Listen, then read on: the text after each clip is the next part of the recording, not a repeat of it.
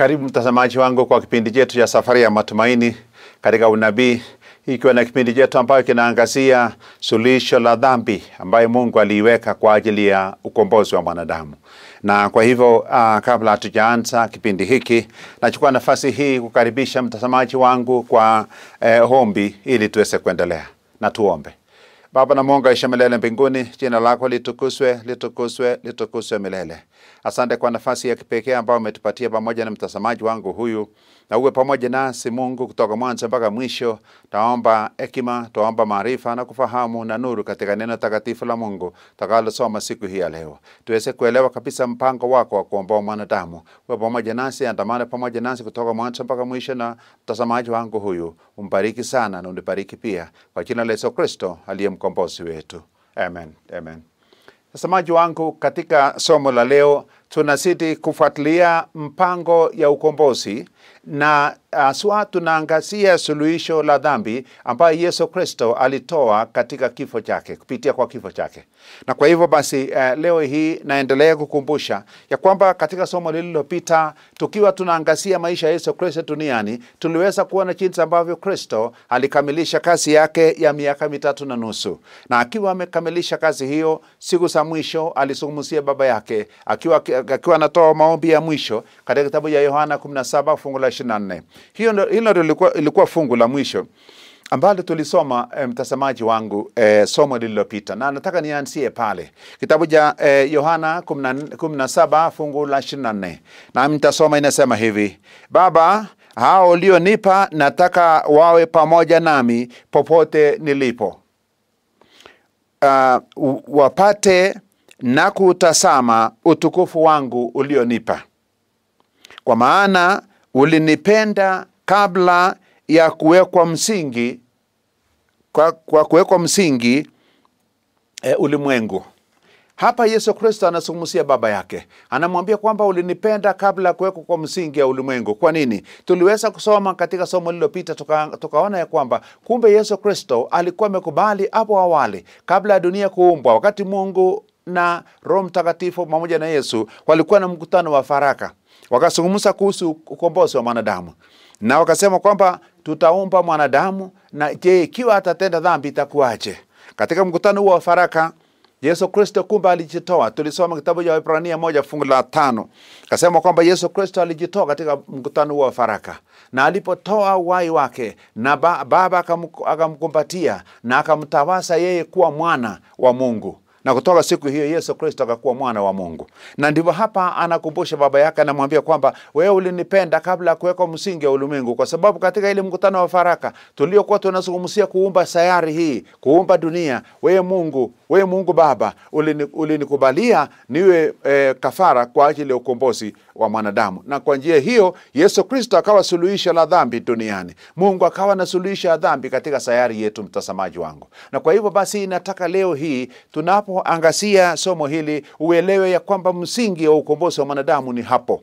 Na jambo lingine pia tuliweza kuona kwamba Yesu Kristo alipokubali, akisha tamka maneno haya, aliondoka na mitume akaenda kule Yerusalemu. Alipoingia kule Yerusalemu, Yesu Kristo baadaye akakula ile Pasaka ya mwisho. Na kisha kula Pasaka ya mwisho pamoja na mitume, Yesu Kristo akajiandaa sasa, akijua ya kwamba saa yake imefika ya kutolewa kafara. Akaingia katika ile shamba la Getsemani, ambapo wale askari wa Kirumi walimchukua Yesu Kristo wakapeleka kuweza kumhukumu, na hatimaye Yesu Kristo akawawa. Na kisha wawa, tuliweza kuona katika somo lililopita kwamba Yesu alikaa katika kaburi siku 3. Baada ya siku hizo 3 Yesu Kristo akafufuka Jumapili asubuhi mapema sana, na akaondoka akaenda mbinguni. Akawaambia mitume kwamba tukutane jioni kule mlima wa Galilaya. Na kwa hivyo mtazamaji wangu, nataka uelewe haya ya kwamba leo hii tunapoanzia hapo tukienda mbele kuangalizia jinsi ambavyo Yesu Kristo aliweza kushinda dhambi, aliweza kufia dhambi na kushinda dhambi na kushinda shetani na kushinda ulimwengu. Nataka uelewe ya kwamba ilikuwa kwa msalaba. Tuliweza kuona kwamba ilikuwa kwa msalaba wakati Yesu Kristo alipotoa uhai wake, na akamwambia Baba yake, sasa natoa uhai wangu kwako, naweka mkononi mwako, na akafa. Basi hapo Yesu tuliweza kuona kwamba Yesu akashinda shetani. Yesu akashinda kwanza, aliweza kushinda ulimwengu, akashinda dhambi, akashinda ubinafsi, na akashinda shetani. Na aliposhinda shetani, kitabu cha Yohana 14 fungu la 30, hapo awali siku chache kabla ya kwenda kwa msalaba, Yesu Kristo alitamka maneno haya. Yohana 14 fungu la 30, nami nitasoma, inasema hivi. Lakini samahani, Yohana 14 fungu ni la 30, inasema hivi. Lakini ulimwengu ujue ya kuwa napenda Baba, na kwa vile Baba alivyo niamuru ndivyo nifanyavyo. Ondokeni twende zetu. Ukienda hapo juu kidogo, utakuta katika fungu la 29 na fungu la 30 Yesu Kristo anasema hivi. Na sasa nimewaambia kabla alijatokea, kusudi litakapotokea mpate kuamini. Alikuwa anaambia mitume sasa yale ambayo inakuja siku chache kabla kuwekwa kwa msalaba. Fungu la 30 anasema hivi. Mimi sitasema nanyi maneno mengi tena, kwa maana yuacha mkuu wa ulimwengu huu, wala hana kitu kwangu. Yesu Kristo aliposema maneno haya, alikuwa anamaanisha kwamba mkuu wa ulimwengu huu ni shetani. Akasema anakuja lakini hana kitu kwangu. Yesu Kristo, lakini mtazamaji wangu, nataka uelewe, alikuwa anamaanisha shetani. Na shetani alipomjaribu Yesu katika hatua zake za mwisho, alipotoka kule shamba la Getsemani na kupelekwa kuhukumiwa na hatimaye kuuawa, Yesu Kristo aliweza kuvumilia yote. Tuliweza kuona kwamba alivumilia yote kwa ajili na kwa sababu yako, akiwa anakusudia ya kwamba wewe utakuwa mtoto wa Mungu utakapoamini damu yake ambayo itamwagwa kwa msalaba, basi tutaokolewa sisi wote. Na kwa njia hiyo Yesu alivumilia sana, akijua ya kwamba hii ndio suluhisho la dhambi. Alikuwa amepanga na Baba yake na Roho Mtakatifu kule mbinguni kwamba yeye atatoa uhai wake, kwamba yeye atamwaga damu yake, na kwamba kwa damu hiyo iliyomwagika ilikuwa na uwezo wa kuweza kuokoa, kuosha dhambi zetu zote. Na kwa hivyo Yesu Kristo aliweza kuvumilia katika uvumilivu ulio mkuu sana, akavumilia mpaka hatimaye akafa. Na alipokufa sasa, Yesu Kristo akawa ameweza kujipatia ushindi na kushinda shetani, na pia kuweza kumwaga damu yake ambaye sasa ingetumika kuweza kuosha dhambi za ulimwengu yote. Kwa hivyo Yesu Kristo, mtazamaji wangu, niliweza kusema katika somo hilo ya kwamba Yesu Kristo alishinda shetani ambaye alikuwa anajifanya yeye ni mkuu wa ulimwengu huu. Maana aliposhinda baba yetu katika kitabu cha Petro wa pili sura ya 2 fungu la 19 tulisoma ikasema kwamba mtu yeyote anayeshindwa na yule mtu, yule anayemshinda atafanywa kuwa mtumwa wa yule mtu. Kwa hivyo baba yetu aliposhindwa na shetani akafanya mtumwa wa shetani, na shetani naye akachukua mamlaka na utawala, na ile kofia ya mzee wetu Adam ambaye alikuwa ametawaswa kuwa mfalme wa sayari hii ikaenda kwa shetani. Na hiyo kofia ilipoenda kwa shetani, shetani akawa naye miaka 1400. Alikuwa naye kofia hiyo kwa miaka 1400. Lakini Yesu katika Ijumaa ile alipo kata roho na akafa, akawa ameshinda shetani kabisa. Maana kusudi la shetani, mtazamaji wangu, ni kwamba walipomtesa Yesu, walipokuwa na mhukumu na kuweza kumpiga yeye micheleti, ilikuwa na kuweza kumdhihaki. Ilikuwa ni kusudi la shetani kwamba Yesu Kristo akasirike na akatae kwenda kwa msalaba. Hiyo ndio ilikuwa kusudi la shetani. Alikuwa amepanga na malaika zake wote ya kwamba watamtesa Yesu mpaka kimo cha juu kabisa ambacho mwanadamu hawezi kuvumilia. Maana Kristo alikuwa na mwili huu wa kibinadamu na yeye alikuwa mwanadamu. Na kwa hivyo basi shetani akiwa na kusudi hilo, waliweza kumtesa Yesu kabisa mpaka kifo. Lakini Yesu alivumilia yote. Hatimaye akiwa ana furaha akitazamia kwamba siku moja baada ya kufa kwake na kuweza kufufuka kwake, basi atajipatia watoto wa Mungu katika sayari hii, na wote mamilioni na mamilioni ya watu ambao watakubali jina lake na kuweza kumpokea na kuweza kukubali damu yake, wataoshwa kabisa kwa damu kenye na damu ya mwana kondoo ambaye ni Yesu Kristo. Na kwa hivyo wote ambao wanakubali damu yake, Kristo alijua wote wangetakaswa na Baba kuwa watakatifu na kuhesabika uzima wa milele, na hatimaye kuhesabika kuwa watoto wa Mungu ambao watakuwa na Mungu milele na milele mbinguni. Hivyo mtazamaji wangu, Yesu Kristo alipigania sana kwenda kwa msalaba. Shetani naye akipigania sana Kristo asiende kwa msalaba. Lakini hatimaye Yesu alimshinda shetani. Akavumilia kabisa mpaka aingia katika msalaba na akafa kwa ajili yako na kwa ajili yangu. Kwa hivyo mtazamaji wangu, nataka uelewe ya kwamba mpango ya Mungu ni kubwa kwako. Mungu wako na mpango kubwa kwako na kwangu, ya kwamba sisi wote ambao tunakubali damu ya Yesu Kristo weza kuoshwa na damu hiyo, tunahesabika kuwa watoto wa Mungu walio watakatifu, kana kwamba hatukuwa tumetenda dhambi kabisa. Tunahesabika kana kwamba hatujawahi kutenda dhambi, na tunahesabika kuwa watakatifu. Na kwa njia hiyo jina lako na jina langu lina nakiliwa katika kitabu cha uzima cha milele cha mwana kondoo, yaani kitabu cha uzima cha milele cha Yesu Kristo kilichoandikwa mbinguni. Na jina lako na jina langu linabaki pale katika kitabu cha uzima, ambayo imeandikwa kwa ajili ya wote waliokubali damu ya Yesu Kristo na wakaoshwa na wakahesabika kuwa watakatifu. Kwa hivyo mtazamaji wangu, hii ndio ilikuwa kusudi la Yesu Kristo kuja katika dunia. Na kwa njia hii basi damu ilipopatikana, basi ikawa hiyo damu ndio ikakuwa suluhisho la milele la dhambi. Na kwa njia hiyo tukasamehewa, tukatakaswa wote ambao tunaamini katika damu ya Yesu Kristo huyo. Na kwa hivyo Yesu Kristo akawa ameshinda, basi akashinda dhambi, na ya pili akawa ameshinda shetani, na shetani akanyang'anywa ile kofia ya mzee wetu Adam, na Yesu Kristo akaenda na ile kofia. Kwa hivyo sasa tunapozungumza mtazamaji wangu, tangu mwaka wa 31 AD Yesu Kristo alitawaswa kuwa mfalme wa sayari yetu. Na hii ndio sababu tunasoma kitabu cha Mathayo 28. Kitabu cha Mathayo 28, Yesu Kristo akiwa amelazwa katika ile kaburi, siku ya Jumapili asubuhi akafufuka na akaenda juu mbinguni. Tuliweza kuona kwamba aliweza kupaa akaenda juu mbinguni kwa baba yake. Na kule alienda kuuliza baba yake kama alikubali kafara yake aliyoitoa Ijumaa. Akamwambia, Baba, je, umekubali ile kafara niliyoitoa Ijumaa?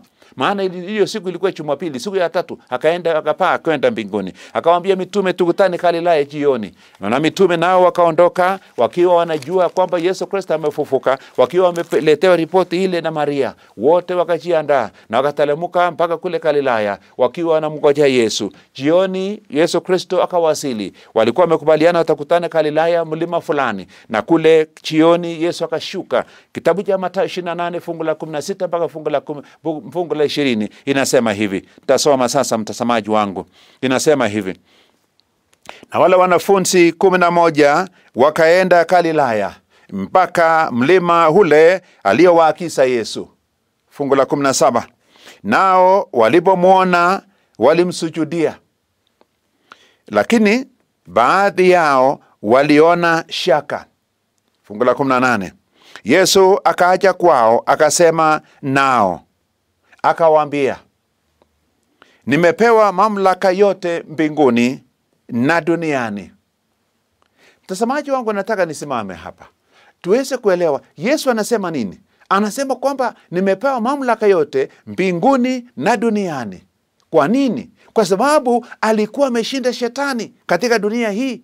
Na kwa hivyo alikuwa ameshinda shetani katika dunia hii, na akanyang'anya shetani ile kofia ya mzee wetu Adam. Na kwa njia hiyo basi Yesu Kristo akapendua serikali ya shetani, naye akachukua akasimamisha serikali yake ya neema, ya grace. Akasimamisha serikali yake ya neema. Na kwa njia hiyo Yesu akawa sasa amechukua ile kofia ya mzee wetu Adam, akashikilia. Yeye akatawaswa sasa kwa alipoenda Jumapili asubuhi, akaenda kwa baba yake kule mbinguni, akatawaswa kwa mfalme wa sayari hii. Sasa yule ambaye ni mfalme mkuu wa sayari hii ni Yesu Kristo. Tangu ile Ijumaa saa 9 Yesu alipokata roho, saa 9 akatawaswa kuwa mshindi kabisa juu ya dhambi na juu ya ulimwengu na juu ya shetani. Yesu akachukua usukani sasa siku hiyo. Na Yesu akakuwa sasa mfalme wa sayari hii. Yeye ndiye mkuu wa sayari yetu. Kwa hivyo mtazamaji wangu, hii ndio neno linalotupatia motisha kabisa kama Wakristo, ya kwamba kumbe sayari hii tayari imenyakuliwa na Yesu Kristo. Ijapokuwa shetani bado angali hakuna nafasi katika muda uliowachwa fupi ya miaka 2000. Maana dunia yote ilikuwa ikae chini ya dhambi kwa miaka 6000. Kwa hivyo miaka 1400 ilikuwa imeisha. Wakati Yesu aliposulubishwa miaka 1400 ilikuwa imeisha. Na sasa Yesu akasema ninaenda mbinguni, hili nirudi tena. Kwa miaka 2000 tumekuwa tukimngojea Yesu huyu. Miaka 2000 tangu mwaka wa 31 Yesu alienda mbinguni. Ili kujaa miaka 6000, tunajua kwamba siku chache sasa imebaki ndio miaka 6000 iweze kujaa, iweze kutosha, ndio Yesu wetu Kristo aweze kurejea mara ya pili kuja kutupeleka mbinguni. Mtazamaji wangu, hii ndio habari njema. Ndio habari njema, habari ya furaha sana kwako na kwangu, ya kwamba kumbe Yesu amepata ushindi katika dunia hii. Kumbe Yesu Kristo ameshinda, na yeye ndiye mkuu wa sayari hii, na yeye ndiye kiongozi wetu, na yeye ndiye mkombozi wetu, na yeye ndiye kuhani wetu pia. Amekaa. Yesu alipoondoka alienda juu mbinguni, akakuwa mwenye anatuombea. Akasema ninaenda mbele ya Baba, nitakuwa nikiwaombea, na mambo yote mtaomba kwa jina langu, nami nitawatendea. Kwa hivyo aliwaambia mitume maneno haya. Kitabu cha Mathayo 28 basi inasema katika fungu la 18 na fungu la 19. Ikasema Yesu akaja kwao, akasema nao akawaambia, nimepewa mamlaka yote mbinguni na duniani. Nimejibu kwa nini Yesu Kristo alisema nimepewa mamlaka yote duniani. Sasa nataka nijibu swali la pili. Je, Yesu Kristo alipewa mamlaka kule mbinguni kwa njia gani basi? Kwa maana tunajua kabla ya kuondoka mbinguni Yesu Kristo alitoka akiwa amekuwa mkuu wa mbingu. Lakini ilikuwaje sasa Yesu Kristo ikasemekana kwamba alienda tena mbinguni Jumapili ile asubuhi na akatawazwa kuwa mkuu wa mbingu na mkuu wa dunia hii? Kule mbinguni, mtazamaji wangu, nataka nikueleze jambo la siri ambayo watu wengi hawajaelewa. Wakati shetani alipotenda dhambi, alipoanza ile mambo ya kuweza kupinga serikali ya Mungu na kukusudia kunyakua mamlaka ya Yesu Kristo, shetani alikuwa ameanzisha vita kuu kule mbinguni. Na katika vita hile ambaye alijaribu kushindana na Mungu, akajaribu kushindana na Yesu Kristo, shetani aliweza kuondolewa mbinguni.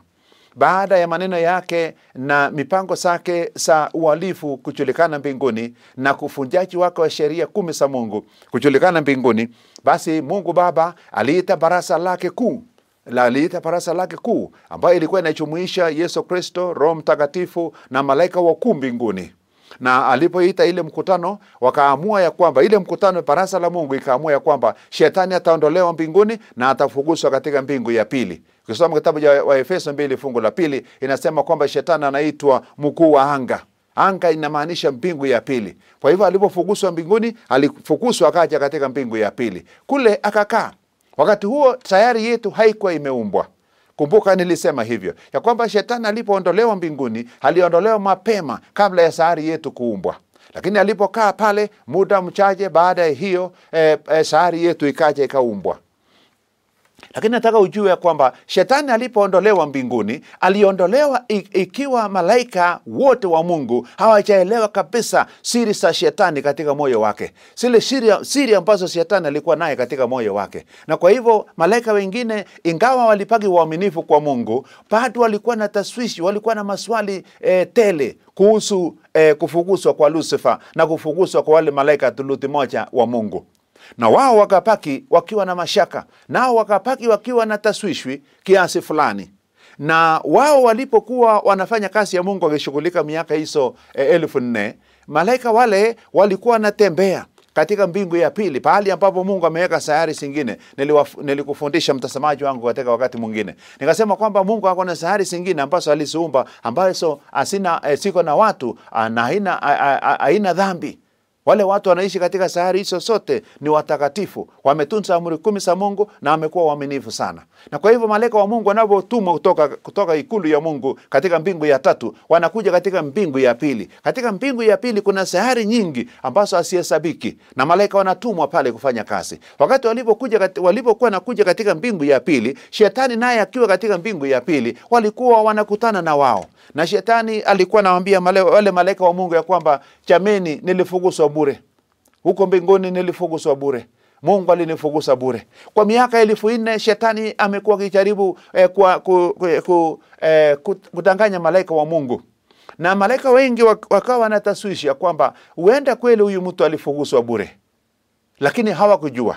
Lakini hawakuweza, ilikuwa vigumu hata kwa Mungu mwenyewe kueleza malaika kile kilikuwa katika moyo ya shetani. Na kwa hivyo basi Mungu akasema kwamba ni heri niwaachie miaka hii 1400 iweze kuisha, ili inapoenda kuisha basi tuweze kujua tabia ya shetani. Maana Mungu alijua ya kwamba itakapofika wakati wa msalaba, Yesu Kristo anapoenda kusulubishwa, shetani atashiriki katika mpango ya kumuua Yesu. Na akajua kwamba itakapofika wakati huo, basi malaika watakatifu watakuja kujionea wenyewe, na wakishaona basi watajua ya kwamba shetani alikuwa muuaji kweli tangu mwanzo. Na malaika wangejua kile kilikuwa ndani ya moyo wa shetani. Na kwa hivyo Mungu aliwaachilia kwa muda wa miaka 1400, malaika wakiwa na taswishi, wakiwa wanajiuliza maswali, huenda huyu mtu alifuguswa bure, huenda shetani alifuguswa bure. Lakini Ijumaa ile, wakati Yesu Kristo aliposhikwa katika shamba la Getsemani na kuweza kuchukuliwa, malaika wote wa Mungu waliruhusiwa kuona ile tukio. Na walipofuatilia tukio ile, waliweza kuona Yesu akipelekwa mbele ya Pilato, alipelekwa mbele ya Herode, na wakaweza kuhukumiwa. Wakaona shetani na malaika zake wakisukuma Wayahudi ili waweze kuamuru ya kwamba Yesu auawe. Na Pilato alipokuja mbele ya Wayahudi na pamoja na wakuu wa dini ambao walikuwa ni makuhani, wote wakasema kwa sauti moja wakiongozwa na mashetani kwamba Yesu asulubishwe, Baraba aweze kuachiliwa. Ilikuwa tukio la kushangaza mbingu nzima. Malaika wa Mungu wote walishangaa kuona kwamba taifa teule la Israeli iliyokuwa imetunzwa miaka karibu 1500, Mungu alikuwa ameshughulikia Israeli sana miaka hizo zote, lakini hatimaye walikataa Masihi. Na wao walikuwa wameteuliwa kuwa taifa teule ambalo ingekuwa inakubali Masihi na kuweza kuruhusu Mungu aweze kuwa Mungu wao, lakini walikataa. Siku hiyo wakakataa. Wakasema kwamba utuachilie Barabas, lakini Yesu huyu asulubishwe. Malaika wote wa Mungu wakashangaa. Wakaona jinsi ambavyo shetani alijihusisha kikamilifu kabisa katika uwaji wa Yesu Kristo. Na hatimaye basi Yesu alipopelekwa kwa msalaba, shetani akahusika, akasukuma wale askari pamoja na Wayahudi wote wakampeleka Yesu kwa msalaba, na hatimaye Yesu alipouawa akafa. Na malaika wote wa Mungu wakajua ya kwamba kumbe shetani alikuwa muuaji tangu mwanzo, na kwamba vile tu wao hawangeweza kuelewa kwa uwerevu wake na kwa ujanja wake, shetani alikuwa ameficha kabisa kile kilikuwa katika moyo wake kwa miaka 1400, mpaka Ijumaa ile ambapo shetani aliweza kutoa siri zake zote na akaja mbele kuweza kusukuma Yesu na kumsulubisha, hatimaye kumsulubisha katika msalaba. Malaika wa Mungu wote wakashukuru Mungu ya kwamba kwa kweli Mungu ulijua na sisi hatukujua. Kwa hivyo Yesu Kristo alipoenda Jumapili basi kwenda mbinguni, alikuta malaika huko wako tayari. Malaika wote wako tayari kumsujudu Yesu Kristo na kumsujudu na kumtambua Yesu Kristo kuwa yeye ndiye mfalme wa mbingu peke yake. Hakuna mwingine, bali ni mmoja tu ambaye ni mkuu wa mbingu yote, ambaye ni Yesu Kristo. Na kwa hivyo siku hiyo Jumaa ile malaika walikata kamba ya mwisho ambaye ilikuwa kidogo ya upendo, ilikuwa imebaki juu ya shetani, na wakakata ile kamba, na wote kwa moyo moja wakasema kwamba Yesu Kristo ndio mfalme wetu na ni mfalme wa mbingu yote, na Mungu akamtawasa Yesu kuwa kiongozi na mkuu wa mbingu. Ndipo fungu hili 18 kitabu cha Mathayo 28 ikasema, Yesu akasema hivi, akasema nimepewa mamlaka yote mbinguni na duniani. Mamlaka yote mbinguni kwa nini? Mamlaka yote mbinguni kwa sababu malaika wote wa Mungu wamejua ya kwamba shetani ni mtenda dhambi na kwamba yeye ndiye muuaji, na kwamba alipofukuzwa kule mbinguni alistahili kuweza kufukuzwa. Na kwa hivyo basi malaika wote wa Mungu wakamsujudu mbele ya Yesu Kristo Jumapili ile alipoenda asubuhi. Na jioni alipokuwa anakuja duniani, kule mbinguni pia Yesu Kristo akatawaswa kuwa mfalme wa dunia hii. Kwa nini? Kwa sababu alikuwa ameshinda shetani Ijumaa ile. Alikuwa ameshinda shetani Ijumaa hile. Na kwa hivyo mtazamaji wangu, leo hii ninapotamatisha kipindi hiki, nataka uweze kuelewa ya kwamba kufa kwa Kristo msalaba ilikuwa ni ushindi mkuu mbinguni na duniani, na kwamba Mungu aliweza kuhamasisha malaika zake sote na sayari zake sote, akawa sasa imejulikana wazi kabisa tabia ya Mungu ambaye Yesu alikuja kuweza kuonyesha na kudhihirisha katika dunia hii akiwa na kusudi tatu. Yesu tuliweza kuona Yesu alikuja duniani akiwa na kusudi tatu ya kutimiza. Ya kwamba ya kwanza ilikuwa ni kuweza kudhihirisha tabia ya Mungu ya upendo, ya nehema na huruma, ikaonekana wazi. Jambo la pili ambayo Yesu alikuja kufanya katika dunia hii ilikuwa ni kushinda shetani, na kwa kweli Ijumaa alimshinda. Jambo la tatu, Yesu Kristo alikuja duniani kuweza kutoa uhai wake ili akufe kwa ajili ya mwanadamu na kumwaga damu yake, maana damu hiyo ndio ilikuwa inangojewa sana. Ilikuwa inangojewa sana na Mungu Baba, na wanadamu wote walikuwa wanangojea damu ya Yesu Kristo kumwagika. Na kwa hivyo Ijumaa ile alipokata roho yake, akiwa ameamua yeye mwenyewe akiwa Mungu, akaamua ya kwamba nafa kwa ajili ya ukombozi wa mwanadamu. Yesu akakata roho, akaangalia chini na akasema, Baba, naweka roho yangu mkononi mwako, na akafa. Ijumaa ile Yesu akamwaga damu yake. Kusudi la tatu likatimia, ya kwamba Yesu Kristo alikuja kudhihirisha tabia ya Mungu ya kwanza, na pili alikuja kumshinda shetani, akawa amemshinda, na ya tatu alikuja kumwaga damu yake, akawa sasa amekufa na amemwaga damu yake. Kusudi tatu la Yesu Kristo kuja katika dunia hii ikawa imekamilika, mtazamaji wangu. Na kwa hivyo ndipo unaona Yesu Kristo akiwa amerejea kutoka mbinguni siku ile, alikaa tu siku 40 peke yake duniani, na baada ya siku 40 Yesu akajiandaa sasa kuondoka kwenda mbinguni. Kipindi kinachokuja itakuwa sasa ni kuangazia kuondoka kwa Yesu Kristo duniani kwenda mbinguni. Baada ya miaka 33 kule mbinguni, ambapo Yesu Kristo aliweza kusindikizwa akiondoka mbinguni, malaika wote wa Mungu akiwa wametokea, na wakuu wote wa sayari sote wakiwa wanatokea, wakamwona Yesu akiteremka duniani. Sasa miaka 33 imeisha, Yesu Kristo ameshinda duniani na ametamatisha kazi yake sayari hii, akawa sasa tayari kurudi kwenda mbinguni. Kwa hivyo mtazamaji wangu, tumeweza kuona kwamba suluhisho la dhambi imepatikana na kwamba Yesu Kristo sasa anarudi mbinguni. Kipindi kinachofuata ni kuangazia sasa Yesu alipoondoka duniani akaenda mbinguni kwa Baba yake. Kule mbinguni alikuwa anangojewa sana. Kule mbinguni alikuwa anangojewa sana, na nataka tuweze kuona vile alikaribishwa mbinguni. Lakini sasa elewa ya kwamba tumepata uhuru juu ya dhambi. Tumepewa mfano wa kuweza kushinda dhambi, ya kushinda ulimwengu na kushinda ubinafsi na kushinda shetani. Hii ndio ushindi mkuu uliopatikana Ijumaa ile. Hebu na Mungu akubariki mtazamaji wangu, uweze kuwa mwaminifu kabisa, na kila siku unapo ikiwa tu umekosea kuweza kutenda dhambi moja au mbili, uombe msamaha kwa damu ya Yesu Kristo, na dhambi zako sitasamehewa, sitaoshwa, na we ungarishwe kwa damu ya Yesu Kristo, na ile nguo yako ya tabia yako ya Kristo, tabia ya Kristo samahani yako, ambaye ni utakatifu wa Kristo, itabaki katika maisha yako, na jina lako litadumishwa katika kitabu cha uzima cha milele cha mwana kondoo mbinguni siku zote mpaka Yesu atakaporudi mara ya pili. Hebu na Mungu akutunze mtazamaji wangu, na kuongoze uwe tayari kwa ajili ya ukombozi ya watu wa Mungu. Siku chache kutoka sasa Yesu wetu atarudi kwa ajili yako na kwa ajili yangu. Tuombe. Baba na Mungu aishiye milele mbinguni, usidi kumbariki mtazamaji wangu huyu, na umuongoze, na usidi kumwongezea hekima na maarifa na kufahamu, na usidi kumwongezea Mungu matumaini makubwa, aweze kujua jinsi ya kutegemea Mungu sasa, akishajua kwamba Kristo kwa kweli alitoa uhai wake kwa ajili yake na kwa ajili yangu, ili sisi wote tuweze kutakaswa kwa damu ya mwana kondoo, na kisha kutisha takaswa, majina yetu itatumishwa katika kitabu cha uzima cha milele mbinguni mpaka siku kuu ambayo Yesu atarudi mara ya pili. Hebu bariki mtazamaji wangu huyu Mungu mpaka kipindi kijacho, na zaidi umbariki mpaka siku kuu ambayo Yesu atarudi mara ya pili kwa ajili yetu sisi wote na kwa ajili ya ukombozi wa sayari hii. Ni ombi letu la kipekee tukishukuru kwa jina la Yesu Kristo aliye mkombozi wetu. Amen. Amen. Amen.